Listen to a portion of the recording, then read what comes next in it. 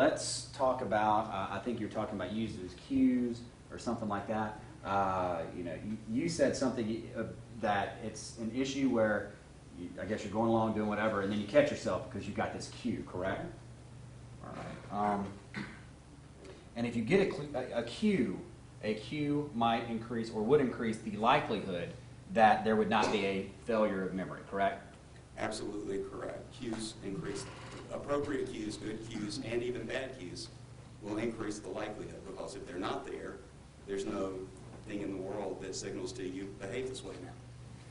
So cues are always going to be helpful. And that would include sight, being able to see something. That would include smell. Mm-hmm. Would you agree with that? Also, a cue could be that I guess in a case like this, the child's only inches from you. No, spatial proximity, which is what we talk about, but I mean, we don't have to use technical words. Mm-hmm. Closeness, I'm not sure that any of that matters. I'm not aware of any literature that says that I remember something because it's closer versus further away from me. How about if it's moving behind you, you can feel it move? Oh, if you can feel it, yes, okay. Absolutely. How about if it's closer and you can see it? Because it's right there. Absolutely. Okay. Now we talked about the Chick-fil-A cup. That could be a cue, correct? That he had in his car, he picked it up. That could be a cue. Mm-hmm. Absolutely. And that could be even more of a cue if he had just described this really important breakfast that he just had with his son. That could even be more of a cue if it meant that to him. It could be a cue for him to remember the breakfast with the son. Okay. And it could also be a reminder for him that he forgot to take his son. But how he interprets that cup is also determining its effectiveness as a cue. Right? Remember, I said that there's a physical thing in the world, right? The cue, as we're calling it. But there's also how you consider the cue. And so when you see the Chick-fil-A cup, if you're not thinking about the Chick-fil-A cup, in this case, as being related to the daycare and dropping the child off at the daycare, its effectiveness as a cue is marginalized. And then if it's out of the routine that you've got the Chick-fil-A cup and no food, that would be a cue. That would be a cue. It would be a different type of cue. It would be the absence of a cue.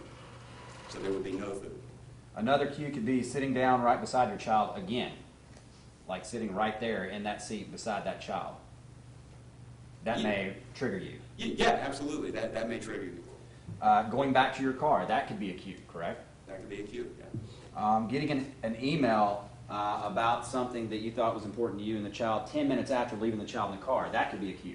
That could be a cue. Again, another thing making it less likely that there's a failure of memory systems. Mm-hmm. Also, responding to a message that you had just been engaged in involving talking about your son while you're still in the car, that could be a cue. Mm-hmm. That would make it less likely that it was a failure of memory systems.